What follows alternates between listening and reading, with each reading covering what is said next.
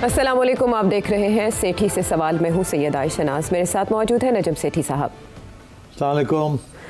सेठ साहब, एक शेर है, मुश्किलें इतनी पड़ी मुझ पर के आसान हो गई। यानी इतना ज़्यादा इंसान के ऊपर पथराव हो कि सहल हो जाए उसके बाद, लेकिन इंडिया के मामले में ऐसा होता हमें दिखाई नहीं दे रहा। इंडिया के ऊपर सबसे ज़्यादा वो शायद वहाँ पर एक्सपेक्ट किया जाता था कि प्रेसिडेंट ट्रंप आने के बाद इंडियंस के लिए मज़ीद दरवाजे खुलेंगे, क्योंकि बाइडन उससे पहले इंडिया के लिए आसानियाँ पैदा करने में हर हद तक गए थे। वीज़ा के बैकलॉग के लिए उन्होंने बड़ी एफर्ट्स किए और इंडियंस को ज़्यादा से ज़्यादा अकोमोडेट किया। तो लगा कि ट्रंप भी उसी पॉलिसी को कैरी ऑन करेंगे, क्योंकि सिस्टम डीप डाउन तो सेम काम कर रहा होता है। बट प्रेसिडेंट ट्रंप ने आते साथ टैरिफ के मामले पे जो किया, उसकी जो भी मुहरकात है अपनी जगह। फिर हमने चाबहार का कल ही डिस्कस किया कि वो इस्तिस्ना भी इंडिया को ख़त्म होने जा रहा है।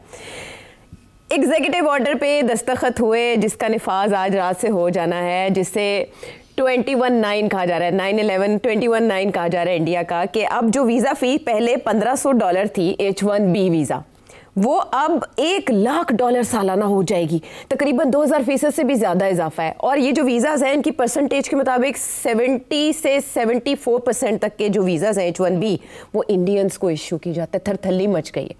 क्या ये पहले से सोचा समझा प्लान था, जिसको अब नाफिज करने का प्रेसिडेंट ट्रंप ने सोचा है? उन्हें अंदाज़ा है कि इंडियंस को इफेक्ट करेगा? ज़ाहिर है, सब पता है उन्हें। और ये कोई रातों रात तो नहीं है, सारी कैलकुलेशंस पहले से हुई हुई थी। अपने जैसे कहते हैं ना, आर्सेनल में रखे हुए थे ये हथियार हैं। पहले उन्होंने, आपको पता है कि सिर्फ 25% की बात की, ठीक।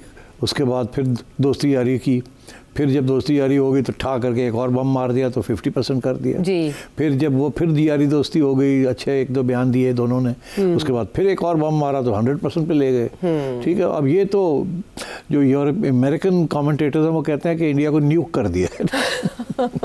इन अ वे इट इज। नहीं, बिकॉज देखो ना कि इंडिया की जो रेमिटेंसेस हैं, फॉरेन रेमिटेंसेस, वो कितनी है? 140-150 अरब डॉलर, 135, हाँ, पिछले साल के अंदाजे के मुताबिक 135-140, हाँ जी। अच्छा, तो उसमें से 40 अरब डॉलर जो है, हाँ, 35 to 40 बिलियन डॉलर्स, वो आते हैं अमेरिका से। और उसका 75% जो है, जो कैलकुलेशंस की हैं लोगों ने, वो middle and upper class Indians, जो उनकी तनख्वाहें ठीक ठाक हैं, वो रिमिट करते हैं, क्योंकि उनके पास पैसे एक्सेस होते हैं। वो कुछ पैसे वहाँ रख लेते हैं, कुछ प्रॉपर्टीज़ वहाँ ख़रीदते हैं, बाकी जो है वो घर भेज देते हैं। तो ये एस्टिमेट ये किया जा रहा है कि कोई 25 से 30 अरब डॉलर जो कम हो जाएंगे को, अगर लोग वहाँ से वापस कर दिए गए या नए वीज़ेज़ ना मिले उन्हें। तो this is a very big chunk of foreign remittances. अच्छा, अब डोनाल्ड ट्रंप का ये कहना है कि उसने कंपनीज़ को कंसल्ट किया है जी, कि उनसे ये बैठ के बातचीत की है, और बेसिकली इसलिए किया गया है ताकि अब जो आगे हायरिंग्स होनी है वो अमेरिकनों को जॉब्स दें जी, और इंडियंस को ना जॉब्स दें। बिकॉज कंपनीज इंडियंस को इसलिए जॉब्स देती थी, वो सस्ते थे जी, या वो आउटसोर्स कर देते थे, या यहाँ आते थे तो यहाँ उनको नौकरियाँ मिल जाती थी। बट अगर अमेरिकन को देनी पड़ जाए उसी किस्म की क्वालिफिकेशन के साथ तो ज़्यादा देना पड़ता था। तो कंपनीज ने अपनी प्रॉफिटेबिलिटी हाई रखने के लिए या तो आउटसोर्स कर देते थे आईटी वर्क, या वो यहाँ उनको हायर कर लेते थे, मंगवा लेते थे H1B वीज़ा पे, और यहाँ उनको जॉब दे देते थे एट लोअर सैलरीज, जो इंडियंस के लिए बहुत हाई सैलरीज थी, but by American standards they were not so high. तो अमेरिकन कम्पीट नहीं कर सकते थे, ठीक। तो अब ये है कि दीज जॉब्स, कंपनीज, कितनी कंपनीज हैं जो कि साल का $1,00,000 देंगी किसी को हायर करने के लिए। हाँ, अगर आपने किसी को $1 मिलियन देने हैं या $2 मिलियन देने हैं तनख्वाह में किसी इंडियन को, तो उसमें से $1,00,000 कंपनी कहती है चलो ये एक एक्सपेंस है, फिर भी हमें सस्ता पड़ता है, तो उनको तो दे देंगे। मगर मोस्ट कंपनीज जो है वो उस लेवल की नहीं होती। So there will be a lot of Indians who will not get jobs now, because companies will not be able to pay the 100,000। और ये 100,000 अ ईयर है, ये नहीं है कि एक दफ़ा दे के आप फारग हो गए, नहीं, हर साल। हाँ, तो ये हर साल का मतलब ये है कि किसी की अगर तनख्वाह $3,00,000 है जी, तो कंपनी जब अपनी कैलकुलेशन करेगी तो कहेगी जी $3,00,000 तनख्वाह दे रहे हैं, तो 1,00,000 तो अब देना पड़ गया यहाँ। या इंडियन सोचेगा कि $3,00,000 पे मुझे तनख्वाह मिल रही थी, अब मुझे 2 लाख मिलेगी, तो इज इट वर्थ इट और नॉट। तो ये सारी कैलकुलेशंस आ जाएंगी, बट डेफिनेटली बहुत बड़ा, जैसे वो कहते हैं ना, it's a tactical nuclear weapon Donald Trump ने ठा कर दिए, और सबसे ज़्यादा इंडियंस को ये हिट होंगे ज़ाहिर है 70%। अच्छा, जब हल्फ उठाने की तकरीब थी, हल्फ बर्दारी की प्रेसिडेंट ट्रंप की, तो आपको याद होगा कि सारी टेक कंपनीज़ के सीईओज़ थे उधर, मेटा के भी, जेफ बेजोस भी वहाँ पर इन्वाइटेड थे, उनकी फैमिलीज़ थी। 5 सितंबर को इन्होंने इन्वाइट करके, जो आपने कहा कि उन्होंने बातचीत करके होमवर्क करने के बाद, उनके साथ सारी चीज़ें देखने के बाद ये फैसला लिया। But at the same time India की तरफ से जो जवाब इकलौता आया है वो उनके एक्सटर्नल अफेयर्स की मिनिस्ट्री ने कहा है कि अभी हम इसको देख रहे हैं। जो भी चीज़ वहाँ से आती है उसको इंडिया अभी तक देख रहा है। नो B&C पॉलिसी इंडिया है। नहीं, इंडिया के पास बैक पॉलिसीज़ तो होती हैं, मगर सोच समझ के करना पड़ता है ये काम। अब जो मीडिया है इंडिया का, उनको तकलीफ़ हो रही है कि ये क्या हो रहा है हमारे साथ, और अब वो कोई जस्टिफिकेशन ढूंढ रहे हैं कि भाई इसको अब देखा जाए कि ये इतनी बुरी बात नहीं है, शायद ये अच्छी बात है। अब वहाँ ये बहस छिड़ गई है कि यार क्या तकलीफ़ है, अच्छी बात है, ये हमारे सबसे टैलेंटेड लोग, ब्रेन ड्रेन हो रही थी। अच्छा। अच्छे लोग इंडिया के सारे अमेरिका जा रहे थे, तो बेहतर ये है कि अब ना जाए अमेरिका, यहीं इनको नौकरियाँ मिल जाएँ और हमारी तरक्की यहीं होगी, क्योंकि ये हमारी क्रीम थी जो वहाँ जाती थी, जिनको इतनी हाई सैलरीज मिलती थी। ठीक जी जी। तो मेरा ख्याल है अब वो उसको टर्न अराउंड कर रहे हैं कि जी इतनी बुरी बात नहीं है, इसमें भी एक गोल्डन क्राइसिस अपॉर्चुनिटी है। अपॉर्चुनिटी है। अब जो लोग बाहर जा रहे थे हाईली क्वालिफाइड, वो अब नहीं जाएंगे और वो यहीं काम करेंगे और यहीं हमारी प्रोडक्टिविटी बढ़ेगी, हमारी जीडीपी बढ़ेगी। तो ये तो बड़ी अच्छी बात है। अच्छा। मगर इसके साथ वो अपनी जगह के जाएंगे या नहीं जाएंगे, इंडिया के पास बहुत हाई क्वालिफाइड लोग हैं। उनकी एजुकेशन सिस्टम जो है ना, specially the higher end, is very good.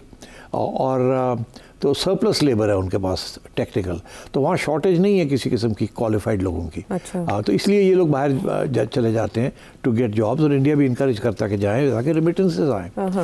So I think ये तकलीफ़ तो होगी, इसमें कोई शक नहीं है, और रेमिटेंसेस भी गिर जाएंगे और एम्प्लॉयमेंट वीज़ाज भी कम मिलेंगे, एंड आई थिंक काफ़ी तकलीफ़ होगी।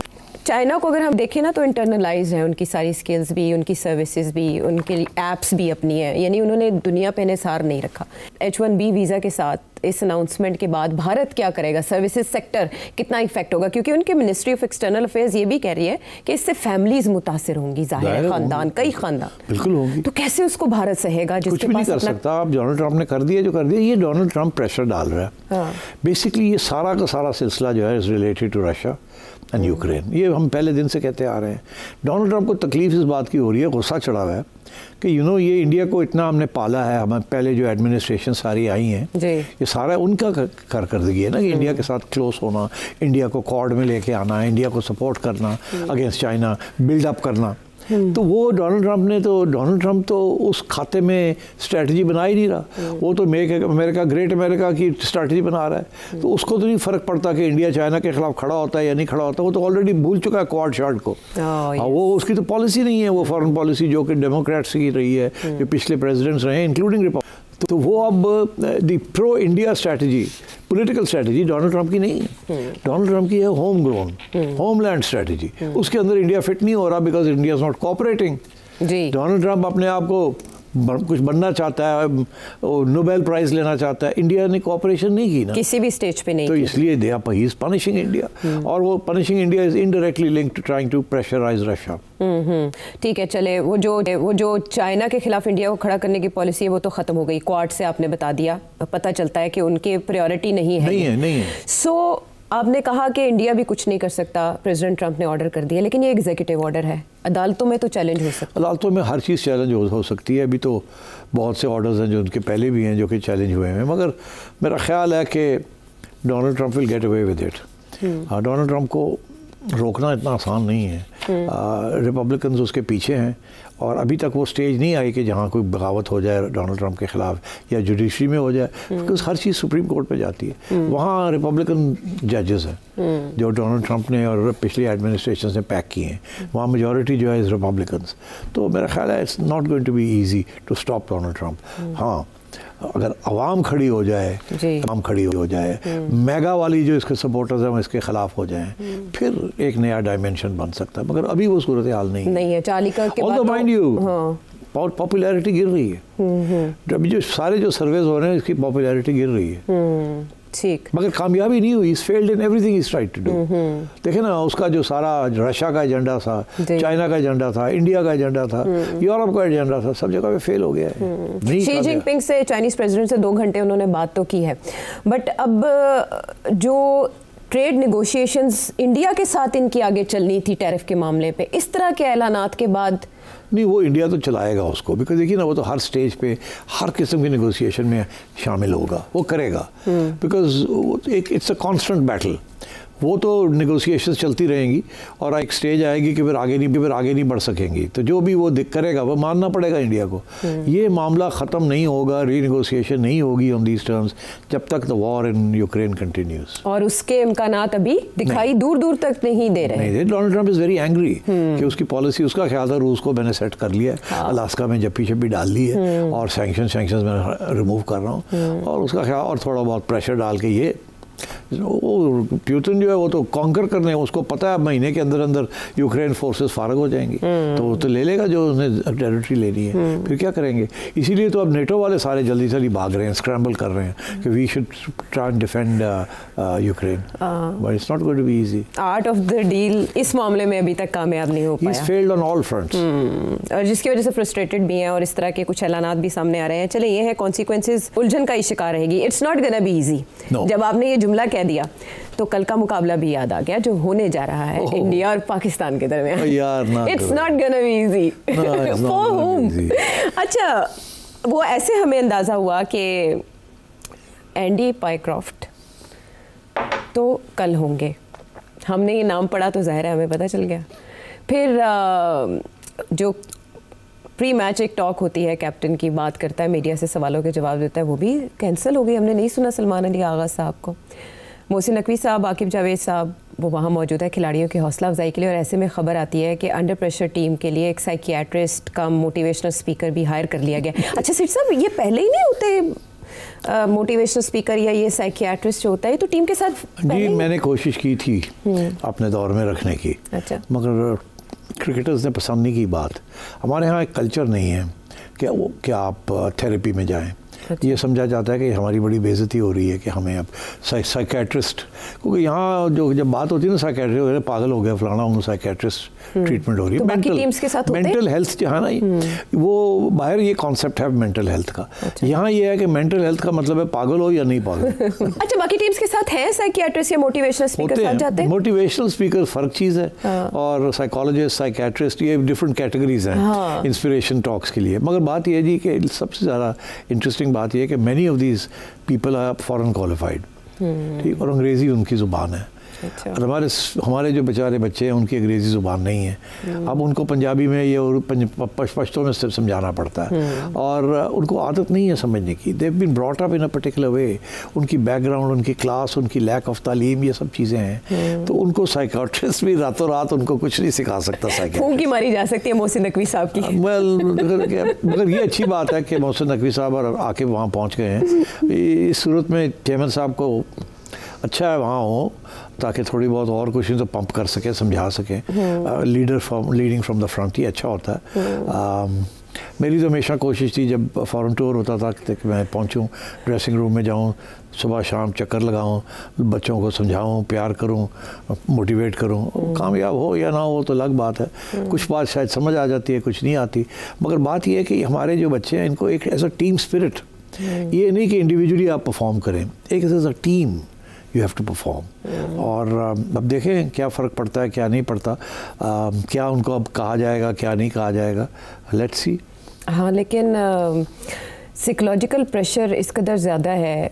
पंप तो मोहसिन नकवी साहब ने कर दिया, आप पाइक्रॉफ्ट को डंप नहीं कर पाए। वो आप कर भी नहीं सकेंगे, आप कर नहीं सकेंगे। बात यह है कि आईसीसी इंडिया के हाथ में है अब। That's it. अच्छा सेठ साहब, एक टाइम पे जब बिग 3 का बहुत चर्चा था ना, तो उसका भी ज़ाहिर है तोड़ तो निकला ही। इसका तोड़ फिर कैसे होगा? क्या उसी के तसल्लुत में रहेगी और हम हर बार यही कहेंगे कि हम लाचार हैं? बड़ी होमवर्क करना पड़ेगा। मगर एक बात मैं आपसे कहूँ, अगर आपकी टीम कमज़ोर है और हार रही है तो फिर आपकी कोई अहमियत नहीं है, आपको डिस्पेंस किया जा सकता है। इस वक्त आपकी टीम बॉटम पे है, ये तो इंडिया पाकिस्तान के मैच तो इंडियन पाकिस्तानी आ जाते हैं, पागल हैं एक दूसरे को देखने के लिए, मगर इंटरनेशनल अरेना में अब पाकिस्तान की मैच की कोई वैल्यू नहीं रही, तो लोग इतना देखते नहीं हैं। वो पाकिस्तान है ना, इधर है ना, जैसे एक ज़माने में बांग्लादेश था, तो अब तो पाकिस्तान 8वीं टीम में से 7वां या 8वां नंबर पे। तो इट्स जब तक आपकी टीम क्लिक नहीं करेगी, जीतेगी नहीं, स्टारडम नहीं होगी, आपके स्टार्स भी बैठ गए हैं, आपने देखा। मैच विनिंग प्लेयर किसे समझते हैं आप? है ही नहीं, कोई भी एक भी मैच विनिंग प्लेयर नहीं है, सारे की कोई फॉर्म में है ही नहीं। जिसको आपने बड़ा सैम अयूब की बात करते थे, he is failed as a match winner. So मतलब है कि आई थिंक बदली बहुत हुई हुई है टीम के अंदर, जो तब्दीलियाँ हुई हैं इतनी रैपिडली विदाउट कॉज, फिर सिफारिशें, I think this too much happening there. अगर कोई टीम चेंज होने वाली है तो मोहसिन साहब को अपनी एडवाइजरी बोर्ड चेंज करना चाहिए, cricket and administration. I think he will benefit from that. Because देखिए चेयरमैन बेचारा क्या करे, चेयरमैन को तो यही एडवाइजर्स है ना, chairman is not an expert and can't be. Generals आए हैं, जजेस आए हैं, दे वर नॉट एक्सपर्ट्स। जब मैं गया, I was not an expert, ठीक। तो फॉरेन सेक्रेटरी था एक चेयरमैन, वो भी एक्सपर्ट नहीं था। तो how do you get to make the right decisions? Your team has to be good, the management team, जो आपको अच्छी एडवाइस दे। वहाँ इज़ वेरी क्रिटिकल कि आप किसको लगाते हैं कहाँ, और अगर वहाँ सिफारिशें हो जाएं या आपकी प्रेफरेंसेस, ज़ाती प्रेफरेंसेस हो जाएं, तो then you have a problem. तो I think I don't blame Mohsin Naqvi, I blame the team that he has, the management team, they are not up to the mark. I am sorry to say this, बड़े अच्छे लोग हैं, मगर they are not giving him the right advice on all these issues. Right skill set नहीं है वो, जाहिर है। अगर आप प्रायोरिटी देंगे ना कि आपने देखना है कि आपने वो टीम रखनी है जो आपको सजेस्ट करी है, या वो जो वहाँ मैदान में है वो उसको जीतना चाहिए। सिर्फ साहब, कल के दिन जो इशू दोबारा हाईलाइट होगा वो हैंडशेक का होगा। आज जब नहीं, वो ख़त्म होगी बात, कल ये इशू नहीं बनेगा। नहीं, अब तो ये है ना कि क्या तैयारी की है पीसीबी ने। एक ये कि जी क्या हैंडशेक होगा कि नहीं होगा। अगर तो वो कहते हैं कि नहीं हैंडशेक करना, तो ख़त्म होगी बात।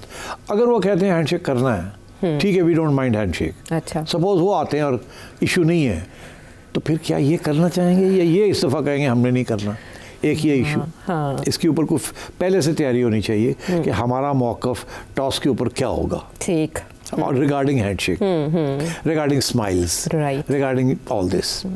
सेकेंड ये है कि मैच के बाद आप वो अगर आप जीतते हैं तो आपने पहले कुछ कहना है।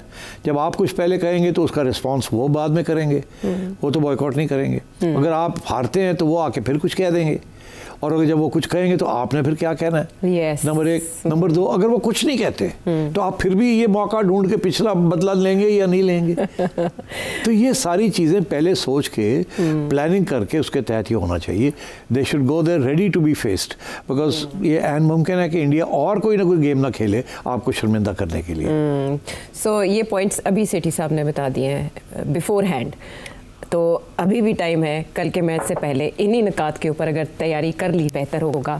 माजी जैसी सूरत हाल डेवलप नहीं होगी, सेठी साहब को दोबारा पीसीबी नहीं बुलाना पड़ेगा। नहीं बेचारे, आई फील सैड बिकॉज कोशिश तो पूरी ठीक थी इनकी, मगर अनफॉर्चुनेटली तैयारी नहीं थी। हाँ, लेकिन जो पते की बात सेठी साहब ने बताई, जहाँ ध्यान देने की ज़रूरत है, हो सकता है एशिया कप के बाद उन्हीं जगहों पर जाना पड़े और वहाँ ही छांटी करनी पड़े। वापस आते हैं ब्रेक के बाद।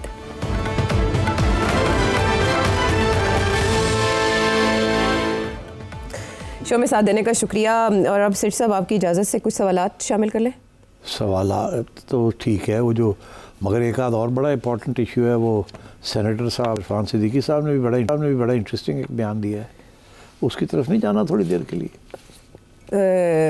वो कह रहे हैं कि जी अगले माह या उससे अगले माह पीटीआई रिज़ाइन कर देगी पार्लियामेंट से, कुछ जजेस जो हैं वो भी साथ साथ मिलके वो भी रिज़ाइन कर देंगे, कोई बाहमी मफादात है। तो ये क्या है? This is very interesting. इस पर कुछ गुफ्तगू नहीं होनी चाहिए? वो तो कह रहे हैं कुछ अरसे तक, तो हम भी कुछ अरसे तक इसको डिस्कस ना कर लें। क्या ख्याल है? तुम्हारा मतलब है कि अगले हफ्ते डिस्कस करें? अगले हफ्ते कर लें इसको डिस्कस, या आप चाहते हैं कि असल में इसकी बुनियाद जो है वो कुछ इशारे हैं। उन इशारों में कुछ जजेस का सुप्रीम कोर्ट जाना और कुछ वकला के खिलाफ आपको एक बात मुकदमे का होना। आगे नहीं ज़्यादा बात करते। फिर आपके सवाल ले लेते हैं। ये सिद्दीकी साहब, ये कोई तज्जिया नहीं है, ये इंटेलिजेंस रिपोर्ट्स हैं कि ये शायद हो, क्योंकि उन्होंने पिकअप कर लिए होंगे अच्छा कि जी ये शायद प्लानिंग हो रही है पीटीआई के अंदर और उधर जजेस में और आपस में। ये ऐਵੇਂ नहीं उन्होंने कोई तज्जिया कर दिया। He is not that sort of a person. उनके पास कोई चिड़िया विड़िया नहीं है, वो तो सिर्फ रिपोर्टें पढ़ते हैं। He is close to the prime minister, ये रिपोर्ट्स जाती है प्राइम मिनिस्टर को। अच्छा अब तैयारी हो, अगर ऐसी बात है तो तैयारी हो रही होगी, गवर्नमेंट तैयारी करेंगे इसको काउंटर करने के लिए।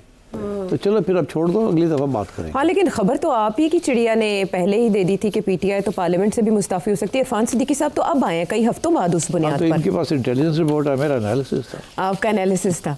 तो ये तो एंड पे ये कह रहे हैं कि एक और बड़ी नाकामी, यानी अगर ऐसी कोई तहरीक चलती भी है। हाँ तो देखे ना, ऑब्वियसली उसको नाकाम तो करना है ना। अब की बार जो तहरीक चल रही है उसमें कहा जा रहा है कि कई नामवर वकला होंगे, इसमें जजेस होंगे, कुछ रिटायर्ड ऑफिसर्स भी होंगे, इवन जर्नलिस्ट भी उसका हिस्सा हो सकते हैं। अभी बातें हो रही है ना, अब इसके ऊपर ज़्यादा देर बात नहीं करनी चाहिए। Let's get back to the question. नहीं तो वो आप कहेंगे हम पहले से ही शुरू हो गए हैं।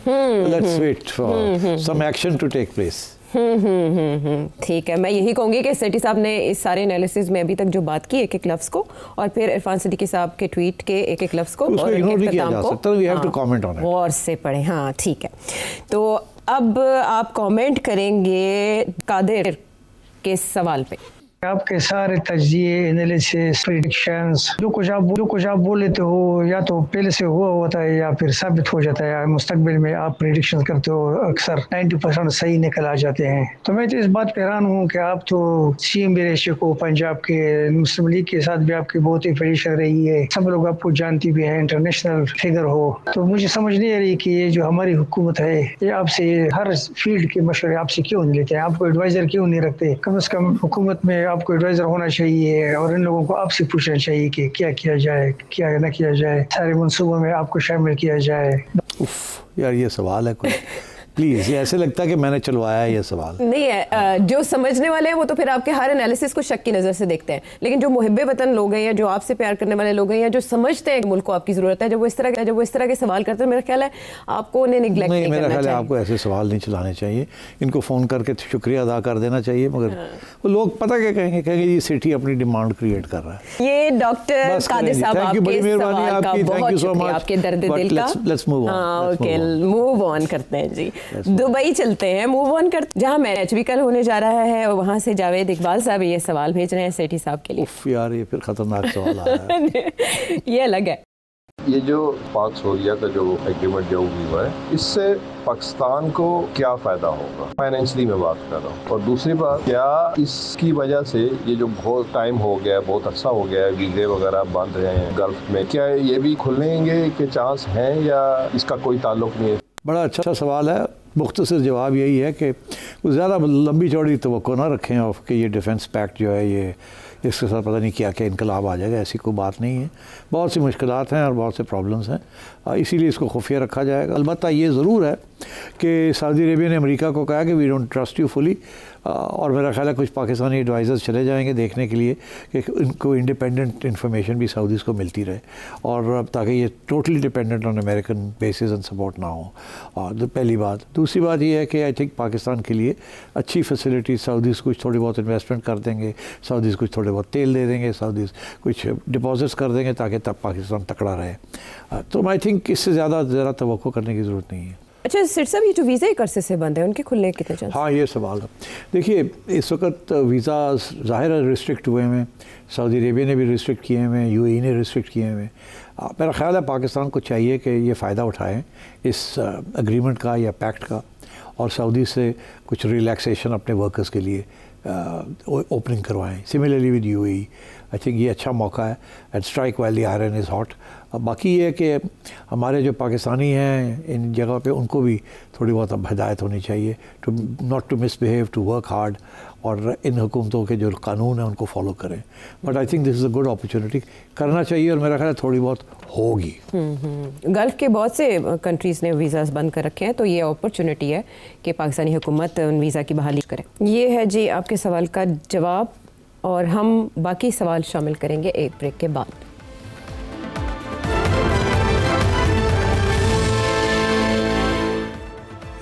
शो में साथ देने का शुक्रिया। एक बहुत बड़ा कंसर्न जो पूरी दुनिया में उठ रहा है वो इमिग्रेंट्स के खिलाफ मुजाहिरों का है।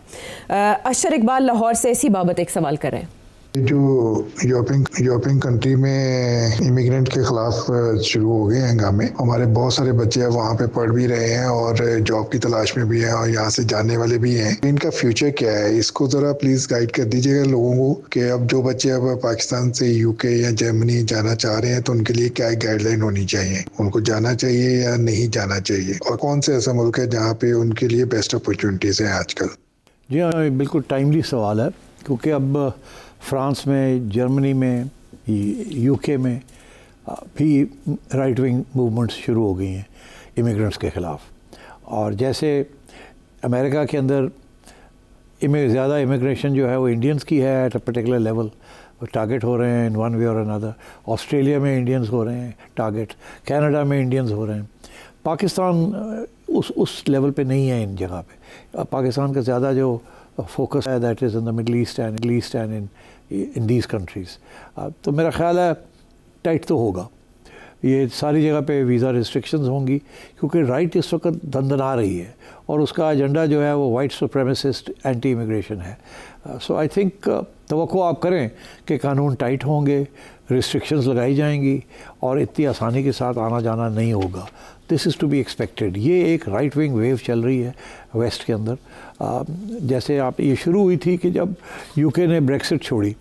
देखिए बहुत इंपॉर्टेंट ब्रेक्सिट, सारा यूरोप का एजेंडा ही ब्रेक्सिट का था और इन्होंने ब्रेक्सिट छोड़ दी। तो अब आप सोचिए कि इन्होंने ईस्ट यूरोपियंस और बाकी यूरोपियंस को आउट कर दिया यूके वालों ने। सो आई थिंक अब यू शुड एक्सपेक्ट कि जो पाकिस्तानी इमिग्रेंट्स हैं specially in UK and Turks and other Arab countries के जो हैं यूरोप के अंदर, उनके ऊपर रिस्ट्रिक्शंस होंगी और हमें इसकी तवक्को करनी चाहिए कि this is going to happen. And so therefore I think immigrants need to be on good behaviour और उनके जो सिस्टम्स हैं, उनका जो कल्चर है उसको डिसरप्ट ना करने की कोशिश करें। अदरवाइज़ इस वक्त सिचुएशन इज़ नॉट गुड। अच्छा, वो कह रहे हैं ऐसे कौन से मुल्क हैं जहाँ उनके लिए अच्छी अपॉर्चुनिटीज़ हो ऐसे बच्चों के लिए जो पढ़ना चाहें? देखिए अपॉर्चुनिटीज़ तो कनाडा में भी थी, वहाँ भी काफ़ी मिसयूज़ हुई हैं वो फैसिलिटीज़। यूरोप में भी मिसयूज़ हुई हैं, यूके में भी मिसयूज़ हुई हैं। हमारे लोगों ने मिसयूज़ तो किया है ना, इसलिए तो अब कहाँ जा सकते हैं? यही ग्रोथ इकोनॉमीज़ थी ना जहाँ लेबर शॉर्टेजेस थी। तो इसलिए आई कांट से कुछ लोग जापान की तरफ रुख करना चाह रहे हैं, कुछ लोग चाइना की तरफ भी रुख करना चाह रहे हैं, मगर चाइना में तो बिज़नेस अपॉर्चुनिटीज़ ज़रूर होंगी, स्पेशली चाइना में जाके वहाँ से एक्सपोर्ट करना टू पाकिस्तान और टू अमेरिका और टू एल्सवेयर, वो अपॉर्चुनिटी ज़रूर होंगी। मगर वर्क करना, कारोबार करना अलग बात है, नौकरी करना अलग बात है। तो आई डोंट थिंक ये फार ईस्ट जो है वहाँ नौकरी करना मुश्किल है, वहाँ का कल्चर वोंट अलाउ इट। ये कॉलोनियल जो मुल्क थे उनका ताल्लुक़ था हमारे साथ, इसीलिए हमारे लोग वहीं जाते थे, या मज़हब अफिलिएशन या कॉलोनियल अफिलिएशन। मगर दिन ब दिन दिस विंडो नैरो होती जा रही है। मगर दिलचस्प बात यह है कि जितनी ये नैरो होती जा रही है उतनी हमें सख्त ज़रूरत है of exporting our manpower and getting remittances to keep our economy afloat. So ये अब एक कॉन्ट्रडिक्शन है। We have to wait and see कि हमारी हुकूमतें कैसे नेगोशिएट करती हैं विद फॉरेन गवर्नमेंट्स कि हमारे लोगों को तकलीफ़ ना हो। हुकूमत की प्रायोरिटीज़ में शामिल होगा तो तभी ना, कि वो इन चीज़ों की तरफ तो बहुत बाद में आएंगे, उससे पहले उनकी प्रायोरिटीज़ और हैं। और भी बहुत से सवाल हैं जिनमें से एक ने एक सना है एबटाबाद से, वो तो IR की स्टूडेंट हैं, वो चाहती हैं कि हम सोर्सेज ऐसे बताएं जिनको फॉलो करें। तो आप अपने एक प्रोग्राम में वो सोर्सेज भी बता चुके हैं कि वो अपने इन्फॉर्मेशन में इजाफे के लिए, एनालिसिस बेहतर बनाने के लिए किन किन सोर्सेज को फॉलो करें। इसके अलावा एक व्यूवर उन्होंने ये कहा कि आपके व्यूवर्स की चिड़िया भी बड़ी अंदर की खबरें लाना शुरू हो गई है। आपके व्यूअर्स जो हैं वो भी अब प्रेडिक्ट करना शुरू हो गए हैं कि फ्यूचर में क्या हो सकता है। इसके अलावा आतिफ अली वाकेंट से, जमील खानज़ादा कराची से, शाफई गवादर से, शाहिद सऊदी अरब से, एक एक और शाहिद साहब हैं अजमान से, अब्दुल कादिर कराची से, आसिम मोहम्मद मेमन ओमान से, यहाँ के वीज़ाज़ भी आजकल प्रॉब्लम का शिकार हैं, डॉक्टर नोमान फैसलाबाद से, मोहम्मद अंसर राहील मियांवाली से, नईम महमूद कुरैशी वाकई से, शहजाद सुहेल मदीना से। असल में लोग एफर्ट करके वीडियो ऑडियो रिकॉर्डिंग करके आपसे सवाल पूछते हैं, सवाल बहुत जानदार होते हैं, उनमें बहुत जूस होता है, काफ़ी इन्फॉर्मेशन उससे मिल सकती है, लेकिन वक्त की कमी के बायस हम उनको हिस्सा नहीं बना पाते। तो आपके नाम ज़रूर हम शामिल करते हैं ताकि आपको अंदाज़ा हो कि हम रिगार्ड करते हैं आपके भेजे गए सवालों का और आपने जो वक्त हमें दिया उसका। मज़ीद सवाल अगर आप जानना चाहें तो उसके सामने इस पर भेजें। अगले प्रोग्राम तक के लिए इजाज़त दें। Thank you. Thank you.